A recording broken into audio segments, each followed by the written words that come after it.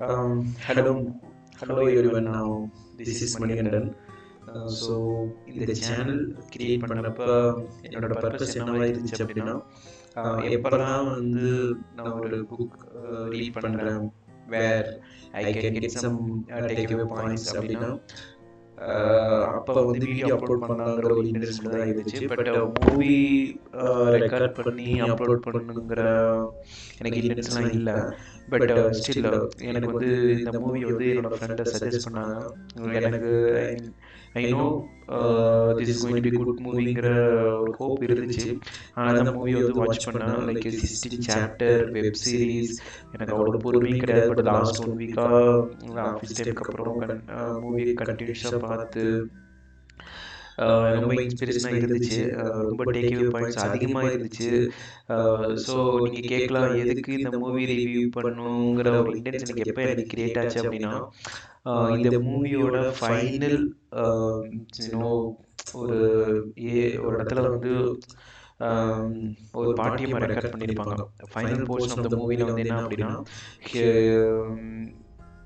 அவங்க அந்த பாட்டிக்கு என்ன டாஸ்க் கொடுத்துருப்பாங்க அப்படின்னா, இந்த லைஃப்பில் ரொம்ப ப்ரௌடாக ஃபீல் பண்ண மூமெண்ட் இல்லைன்னா, நீங்கள் இப்போ எதையாவது சொல்லணும்னு நினைக்கிறத நீங்கள் எழுதலாம் அப்படின்னு சொல்லி அந்த மூவி சீன் ஒன்று வந்திருக்கும். அதுக்கு அந்த பாட்டி எழுதியிருப்பாங்க. நான் ஆக்சுவலாக படிக்கலை, எனக்கு ஒரு ஹோட்டல் ரெஸ்டாரண்ட் போனால் கூட எனக்கு பிடிச்ச மெனுவை எனக்கு படித்து அதை ஆர்டர் பண்ண கூட எனக்கு தெரியாது. பட் நேற்று தான் ஃபஸ்ட் டைமாக நானே சூஸ் பண்ணி சாப்பிட்டேன் அப்படின்னு சொல்லியிருப்பாங்க. அவங்க எப்படி அரௌண்ட் 80s இருப்பாங்க. ஸோ நம்ம சாதாரணமாக பண்ணுற ஒரு விஷயத்த ஒருத்தவங்களுக்கு லைஃபோட பிக்கெஸ்ட் அச்சீவ்மெண்ட்டாக அவங்களுக்கு அது தோணுது. அப்போ உடனே எனக்கு என்ன ஒரு ஒரு தாட் எனக்கு என்ன தோணுச்சுன்னா, இந்த மூவி பார்த்தப்ப எனக்கு ஒரு சம்வேர் ஒரு சம்திங் வந்து நான் ஃபீல் பண்ணேன். அதை ரெக்கார்ட் பண்ணிடலாம், அது எனக்கு அது ஒரு ஹாப்பியாக இருக்கும் அப்படின்ற மாதிரி எனக்கு தோணுச்சு. உடனே I thought to record to say something about this மூவிங்கிற மாதிரி தான் எனக்கு தோணுச்சு. ஸோ இந்த மூவி வந்து பார்த்தீங்க அப்படின்னா, இந்த ஹீரோ ஆர் ஹீரோயின் யாங் காங் சிங்காக இருக்கட்டும், நயன் ஷோங்காக இருக்கட்டும், உங்களுக்கு எந்த கேரக்டர் வந்து உங்களோட இன்ஸ்பிரேஷனாக நீங்கள் எடுக்கணும்னு நினைக்கிறீங்களோ நீங்கள் எடுத்துக்கலாம். ஓகேங்களா? ஏன்னா ஒவ்வொரு கேரக்டரும் ரொம்ப வேல்யூ பண்ணியிருப்பாங்க அந்த மூவியில். அப்புறம் இந்த மூவி வந்து எனக்கு ஏன் ரொம்ப ஸ்பெஷல் அப்படின்னா, இப்போ நீங்கள் ஒரு யூஸ்வலாக பார்க்குற கமர்ஷியல் மூவியில் வந்து பார்த்தீங்கன்னா, ஒரு கேரக்டர் மட்டும்தான் போர்ட்ரே பண்ணியிருப்பாங்க. ஐ மீன் ரொம்ப 95% வந்து ஸ்க்ரீன் பிளே வந்து அவங்க 2 கேரக்டரை இன்னும் 2 கேரக்டர் சுற்றி தான் நடக்கும். கதைக்கிழமை அவங்க 2 பேரை சுற்றி நடக்கும்.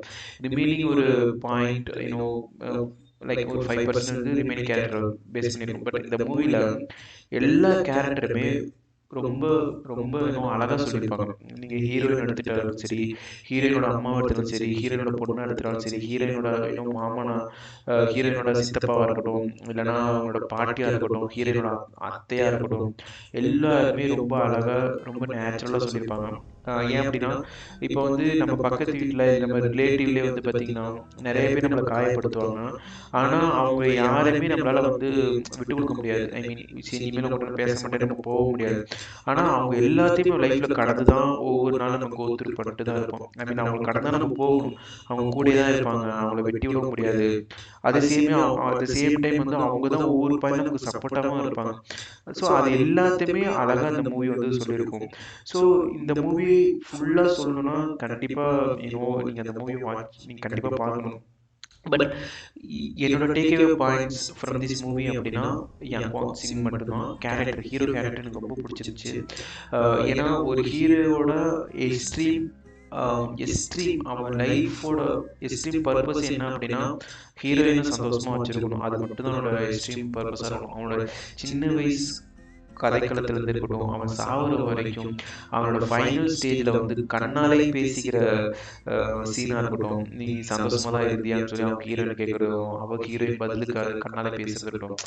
ஐ மீன் வந்து ரொம்ப ரொம்ப எமோஷனலாக கனெக்ட் ஆகும். சீரியஸாக சொல்கிறாங்க. சின்ன வயசில் வந்து பார்த்தீங்கன்னா, ஹீரோயின் வந்து சாப்பாடு கஷ்டப்படுறப்பலாம் இவன் தான் வந்து கொண்டு போய் மீன் கொடுக்குறதா இருக்கட்டும், அவங்க ஒரு ஹீரோயினோட யங்ஷோட அம்மா இறந்தப்ப இவன் தான் போய் அவள் கூட போய் நிற்கிறதா இருக்கட்டும், நீ அழுவுறதுக்கு கூட தெம்பு வேணும்னு சொல்லி சாப்பிடுன்னு சொல்கிறதா இருக்கட்டும்.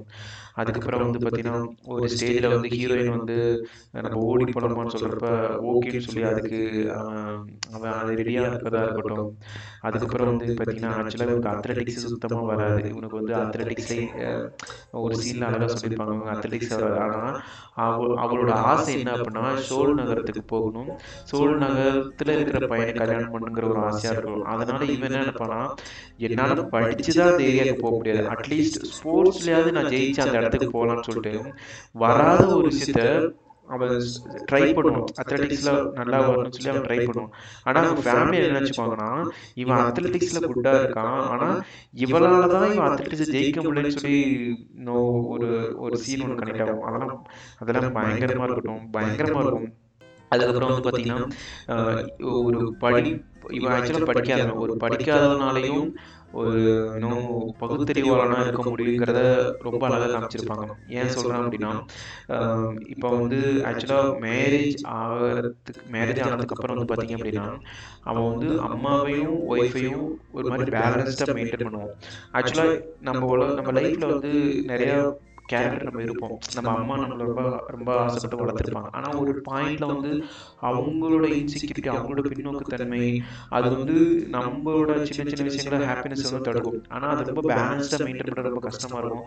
ஒரு டைம் ஒரு வீட்டில் என்னன்னா அம்மா பேச்சு கேட்குற பையனும் இருப்பாங்க, இல்லைன்னா பொண்டாட்டி பேச்சு கேட்குற பையன் இருப்பாங்க, இல்லைன்னா எனக்கு எதுக்கு ஒப்புன்னு சொல்லி எதுலையுமே தலையிடாமல் இருக்கிற பையனும் இருப்பாங்க. ஆனால் இவன் வந்து என்னன்னா அதை ரொம்ப பேலன்ஸ்டாக மெயின்டைன் பண்ணியிருப்பான். அதாவது ஒரு பாயிண்ட் வரைக்கும் அவன் கூட தான் இருப்பான். ஆனால் எப்போ வந்து என்னோட ராணி வந்து எங்கள் அம்மா அடிக்கிறாங்கன்னு தெரிஞ்ச அடுத்த செகண்டே நம்ம தனியாக கூட்டு போயிடுவோம். ஆக்சுவலாக அது ரொம்ப ரொம்ப கரெக்டான பாயிண்ட் தான் என்னை பொறுத்த வரைக்கும். ஏன்னா ஒன்று நம்பி தான் அவங்க ஒய்ஃப் வராங்க.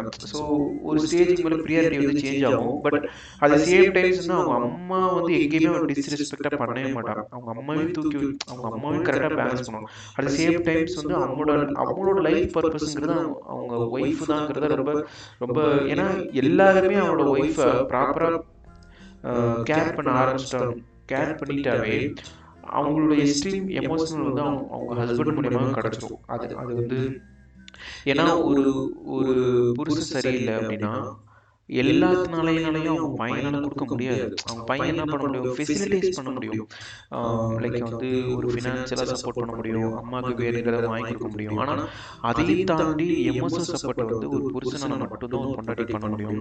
அது வந்து பிள்ளைனாலாம் பண்ண முடியாது, மகளாலையும் பண்ண முடியாது. ஸோ ஒவ்வொரு குடும்பத்திலையும் புருஷன் மட்டும்தான் பொண்டாட்டி ராணி மாதிரி வச்சிருக்க முடியும், வச்சிருக்கணும். அதை ரொம்ப அழகாக காமிச்சிருப்பாங்க. அதுக்கடுத்து வந்து பார்த்தீங்கன்னா அவங்க ஃபேமிலியோட வழக்கம் என்ன அப்படின்னா பொண்டாட்டி தான் வந்து பரிமாறணும்.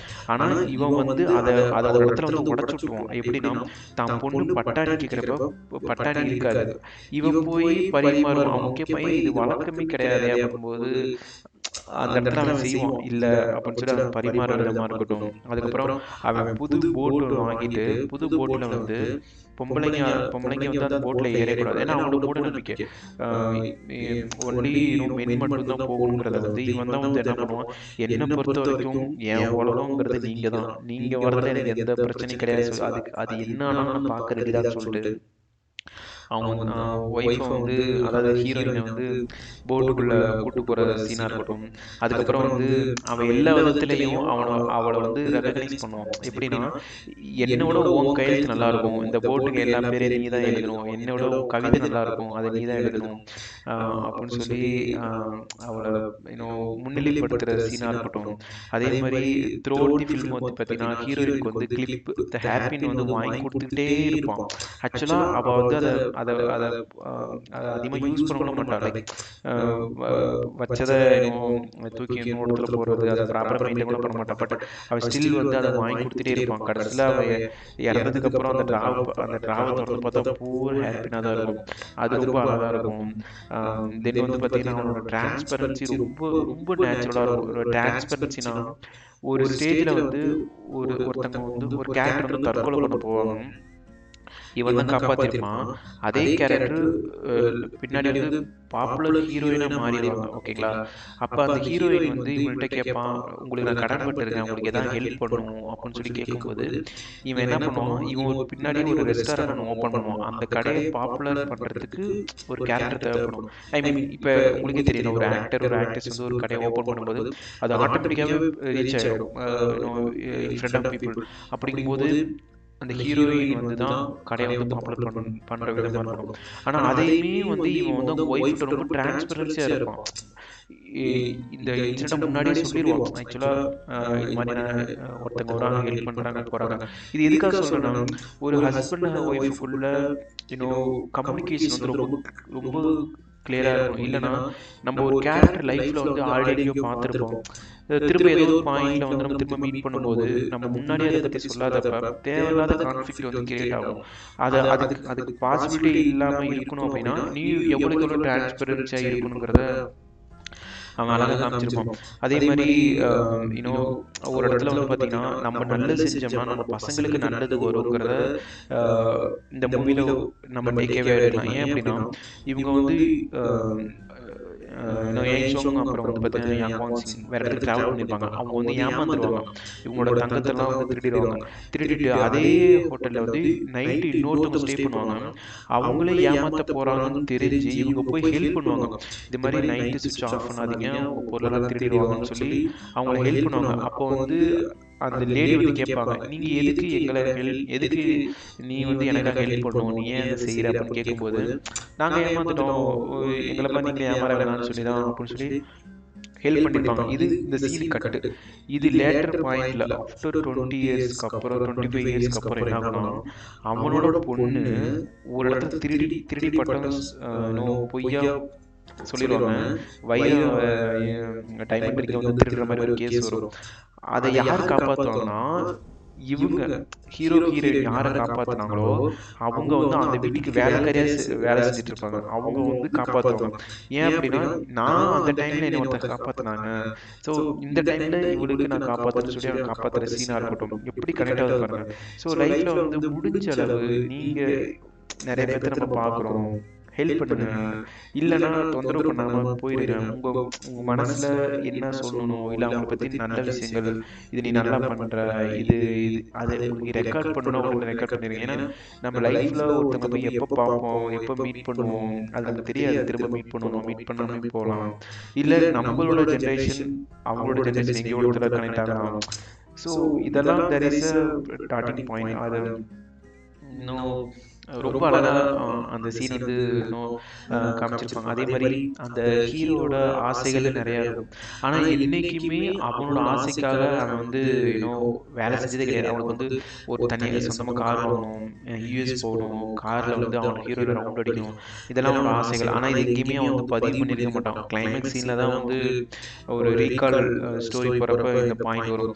ஆனால் எங்கேயுமே அவன் அதுக்காக இதை ஒர்க் பண்ணியிருக்க மாட்டான். அவனோட எக்ஸ்ட்ரீம் வந்து என்னன்னா என் பொண்டாட்டி சந்தோஷமா இருக்கணும், அவளுக்கு நான் பண்றதுக்கு ரெடியா தான் இருக்குன்னு சொல்லிட்டு ஒவ்வொரு ஸ்டேஜ்லயுமே அவன் அதுக்காக வேலை செய்யற விதம் இருக்கு, ரொம்ப எக்ஸ்ட்ரீமா இருக்குங்க. அதே மாதிரி வந்து பாத்தீங்கன்னா ஆக்சுவலா அவங்க வந்து ஒரு இடத்துக்கு வேலைக்கு போவோம். ஓகேங்களா? அந்த வேலை செய்யற முதலாளி இருப்பாங்க. அந்த முதலாளிக்கும் இந்த ஹீரோயினுக்கும் ஒரு பேக் ஸ்டோரி ஒன்று இருக்கு. இவன் என்ன பண்ணுவானா, அந்த முதலாளி வந்து இவனை ரிவெஞ்ச் எடுப்பான். அவன் மேல இருக்க கோவத்தை இவன் மேல காட்டுவான், அடிப்பான், துன்புறுத்துவான். ஆனா எங்கேயுமே வந்து இவனை அடிக்கிறான், துன்புறுத்துறாங்கிறத காமிச்சிக்க மாட்டான். அவ்வளோ கழுத்துல கையில எல்லாம் காயம் இருக்கும். ஆனா அவ்வளோ காயம் இருந்தும் அடுத்த நாள் தான் திரும்ப திரும்ப வேலைக்கு போவான். ஏன் அப்படின்னா நான் இந்த வேலைக்கு போனாதான் என்னை நம்பி இருக்கிற ஜீவன்கள் வந்து சாப்பிடுவாங்கன்னு சொல்லிட்டு திரும்ப திரும்ப கண்டென்ஸா பண்ணிட்டு இருப்பான். ஆனா அவன் ஹீரோயின் இதை பத்தி தெரிஞ்சோன்னு ஹீரோயின் எக்ஸ்ட்ரீம் போய் நான் பட்னியா இருந்தாலும் பரவாயில்ல சொல்லி இனிமேலும் உங்ககிட்ட வேலைக்கு வர மாட்டான்னு சொல்லி அவ சொல்ற விதமும் பயங்கரமா இருக்கும். ஆக்சுவலா ஹீரோயின் கேரக்டர் அவ்வளோ ஹீரோயின் கேரக்டர் நான் அப்புறம் சொல்கிறேன். ஸோ இதெல்லாம் வந்து take away point from hero.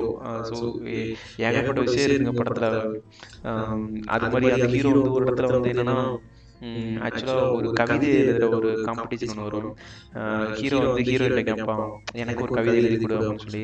அதுக்கு வந்து என்ன பண்ணுவோன்னா எழுதி கொடுப்பாங்க. ஆக்சுவலாக அந்த எழுதி கொடுக்குற வரிகள்லாம் என்னன்னா இவளோட எண்ணங்கள் தான் அந்த கவிதையாக வந்து எழுதி கொடுப்பா. அப்புறம் அதை படிப்பான் நம்மளால என்ன பண்ணுவோம், ஒரு ஒரு தோட்டம் மாதிரி, மக்காசோளம் தோட்டம் மாதிரி ஒன்று இருக்கும். அதில் வந்து படிச்சுட்டு வருவோம். இவன் நினைப்பா இதில் என்ன இருக்கு, இவன் உட்காந்து இவ்வளோ நேரம் படிச்சுட்டு இருக்கான் பண்ண. ஆனால் அவனுக்கு வந்து அதுதான் லைஃபோட எக்ஸ்ட்ரீம் ஹாப்பினஸ்ஸே. அவன் திரும்ப திரும்ப அதை படிக்கும்போது இவன் கூட இருக்கவும் முடியல, இவன் இல்லாமல் இருக்கவும் முடியலங்கிற மாதிரி ஒரு சில வரிகளை எழுதியிருப்பான்.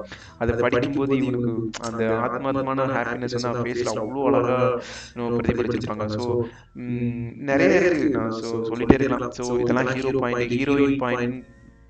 ஹீரோயினை பற்றி சொல்லணும்னாலும், ஹீரோயின் வந்து சின்ன வயசுல நிறைய எமோஷனல் கோத்ரூ பண்ணியிருப்பாங்க.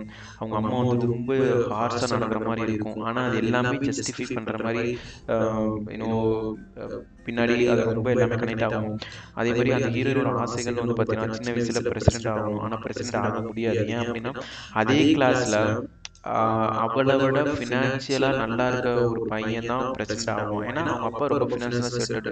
ஸ்கூல் டீச்சர் அப்படி தான் எடுப்பாங்க. ஏன்னா உனக்கு பிரசிடென்ட் பதவி கொடுக்கறத விட அவனுக்கு பிரசிடென்ட் பதவி கொடுத்தோன்னா ஸ்கூல் பெனிஃபிட்டு, கிளாஸ் பெனிஃபிட்டுங்கிற மாதிரி அப்ரோச் பண்ணுவாங்க. அது அவளுக்கு நடக்காது. அதனால ரொம்ப எமோஷனலாக, ஐ மீன் ரொம்ப டேமேஜ் ஆகும். அதுக்கப்புறம் வந்து பார்த்தீங்கன்னா அவளுக்கு வந்து கவிதை எழுத ரொம்ப பிடிக்கும். அவள் நல்ல கவிதைக்கு செகண்ட் ப்ரைஸ் தான் கிடைக்கும். ஆக்சுவலாக அது ரொம்ப சூப்பராக இருக்கும். பட் அதுக்குமே ப்ராப்பரான ஒரு அங்கீகாரம் கிடைக்காது. அதுக்கப்புறம் வந்து அவங்க அம்மா சொல்லி நல்லா படிச்சு டீச்சர் ஆகும்னு சொல்லுவாங்க. எதுவுமே ஏர்லி ஸ்டேஜ் நடக்காது அவளுக்கு. ஆனா அதுக்கு எதுக்குமே கவலைப்படாம அவ அவ வந்து ரொம்ப சின்ன வயசுல கல்யாணம் பண்ற ஒரு சீன் ஒன்று வரும். என்னன்னா ஆக்சுவலா உன் லவ் வேணும்னு சொல்லி 2 பேர் பிரிஞ்சிருவாங்க. ஒரு 2 பேருக்கு டிஸ்கனெக்ட் ஆயிடும். அதுக்கப்புறம் இவன் என்ன பண்ணுவான், இவன் தான் முக்கியம்னு சொல்லி ஒரு இடத்துல ஓடி வந்து ப்ரப்போஸ் பண்ற ஒரு சீன் ஒன்று இருக்கும். வேற லெவல். அதுக்கு அவர் எடுக்கிற ரிஸ்க் இருக்கு எப்பா, பயங்கரமா இருக்கும். அங்கதாங்க ஜாயின் பாயிண்ட் 2 பேரும். ஏன்னா அந்த கால் வந்து யார் எடுத்தானா, ஹீரோயின் மட்டும்தான் எடுத்தான். அவன் என்ன நினைச்சானா, அவளுக்கு தெரியும் அவளுக்கு வந்து லைஃப்ல பெருசா பண்ணணும்னு ஆசை இருக்கும், ஷோல் நகரத்துக்கு போகணும், அங்க பெரிய பையனை கல்யாணம் பண்ணணும், அதெல்லாம் அவ்வளோ ஆசை இருந்தோம். நான் என்னதான் பணக்கான பையனை கல்யாணம் பண்ணாலும் சந்தோஷமா இருப்பானா, இருக்க மாட்டான் அப்படின்னு சொல்லி இவன் தான் எனக்கு வேணும்னு சொல்லிட்டு அந்த முடிவு எடுக்கிற சீன், அதுதாங்க டேர்னிங் பாயிண்ட். அதுக்கப்புறம் இவன் என்னை நம்பி வந்துட்டான்னு சொல்லி அவன் எடுக்கிற ரிஸ்கா இருக்கட்டும். அங்க இருந்து மூவி அப்படியே வேற ஒரு ஜோன்ல போயிடும். அண்ணன் மட்டும் தன்னோட ஆசை நிறைய வச்சுட்டு இருந்த ஒரு ஹீரோயின், அதுக்கப்புறம் அவளோட லைஃப் எதுனா ஒரு வட்டத்துக்குள்ள சுத்திரும். இந்த ஃபேமிலி, என் குழந்தைங்க, இதை மட்டும்தான் பார்த்துக்கணுங்கிற மாதிரி அவ தன்னை நிறைய சாக்ரிஃபைஸ் பண்ணியிருப்பா. ஆனா அதுக்காக அவ உழைச்சிட்டே இருப்பா. லைக் அவ எங்க இந்த ஸ்டேஜ்லாம் வந்து அவளை எது டிஸ்டர்ப் பண்ண முடியுமோ அதை அவ பண்ணிக்கிட்டே இருப்பா. ஒரு பாயிண்ட்ல எதெல்லாம் அவளுக்கு மிஸ் ஆச்சோ அது திரும்ப கிடைக்கும். அவ கடைசியில ஊர் பிரசிடென்ட் ஆகுறதா இருக்கட்டும், இல்லைன்னா அவ புக்கு பப்ளிஷ் பண்றதா இருக்கட்டும், கடைசியில அவங்க அம்மா ஆசைப்பட்ட டீச்சரா கூட ஆயிடும். ஃபைனல் ஸ்டேஜ்ல வந்து பார்த்தீங்கன்னா ஒரு குரூப் ஆஃப் பீப்புளுக்கு இவ தான் டீச்சரா இருப்பா. ஸோ நம்ம லைஃப்ல நம்ம யாருக்காகவோ நிறைய விஷயம் சாக்ரிஃபைஸ் பண்றோம். பட் நம்மளோட எண்ணங்கள், செயல்கள்லாம் கரெக்டா இருக்கும்போது எங்கேயோ இடத்துல அது கனெக்ட் ஆகுங்கிறத ரொம்ப நேச்சுரலா காமிச்சிருப்பாங்க. அதுக்கப்புறம் அந்த மூவி வந்து பார்த்தீங்கன்னா ஒரு இடத்துல ஒரு சீன் ஒன்று வரும். என்னன்னா அவன் வேலையை விட்டுட்டு அவங்க 2 பேரும் பெட்ரூம் நைட்டு படுக்கும்போது அழுகிற சீன் ஒன்று வரும். அது என்ன அப்படின்னா, அவன் சொல்லுவான், நான் வந்து பெருசாகிட்டேன்னா எல்லா விஷயத்தையும் ஹேண்டில் பண்ற பக்குவம் வந்து நான் ஆசைப்பட்டேன். ஆனா அப்படி இல்லை போல, எப்பதான் பெருசாகும்னு எனக்கே தெரியல அப்படின்னு சொல்லி அவள் அழுகிற சீன்.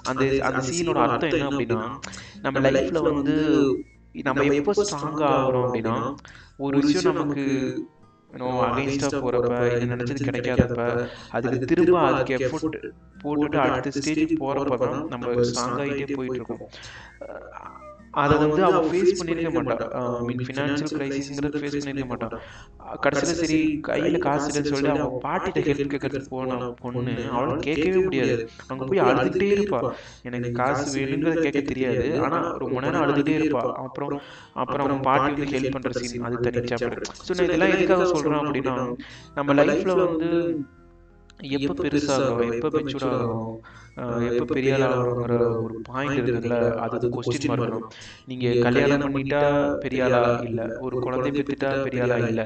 லைஃப்பில் வந்து எந்த ஒரு ஒஸ்ட் கேஸ் சினாரியோ வரும்போதும், இல்லைனா லைஃப்பில் வந்து அடுத்து என்ன பண்ண போகிறோங்கிற ஒரு கிளாரிட்டி இல்லாதப்பையும் நம்ம எவ்வளோ ஸ்ட்ராங்காக அடுத்த ஸ்டெப் என்ன படிக்கணும், அடுத்து என்ன பண்ணணும், டேக் அவே என்ன, அடுத்து நம்ம எப்படி லைஃப்பை கோ த்ரூ பண்ணணும். ஏன்னா எவ்வளோ லைஃப்பில் வந்து ஒஸ்ட் கேஸ் வந்தாலும் லைஃப் வந்து அது போய்கிட்டே தான் இருக்கும். நம்ம திரும்ப திரும்ப அது வேலை செஞ்சுக்கிட்டு தான் இருக்கணுங்கிறத வந்து ரொம்ப அழகாக அந்த படத்தில் காமிச்சிருப்பாங்க.